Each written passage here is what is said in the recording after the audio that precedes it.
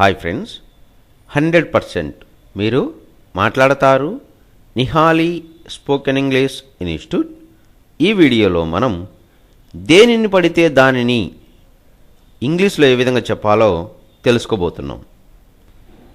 As and which అంటే తెలుగులో దేనిని పడితే దానిని అని అర్థం. యాజ్ అండ్ విచ్ను ఏ సందర్భంలో ఉపయోగిస్తాము అంటే మనం చాలాసార్లు మాట్లాడేటప్పుడు దేనిని పడితే దానిని అని అంటూ ఉంటాం. అలాంటి పదాన్ని తెలియజేయు సందర్భంలో మనం యాజ్ అండ్ విచ్ను ఉపయోగిస్తాము. Don't use as and which you want. దేనిని పడితే దాన్ని వాడకూడదు. Don't touch as and which you want. దేనిని పడితే దాన్ని ముట్టుకోకూడదు. Don't eat as and which you want. దేనిని పడితే దానిని తినకూడదు. Don't by as and which you want. దేనిని పడితే దానిని కొనకూడదు.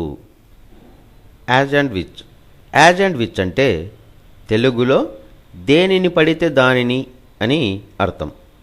యాజ్ అండ్ విచ్ను ఏ సందర్భంలో ఉపయోగిస్తాము అంటే మనం చాలాసార్లు మాట్లాడేటప్పుడు దేనిని పడితే దానిని అని అంటూ ఉంటాం.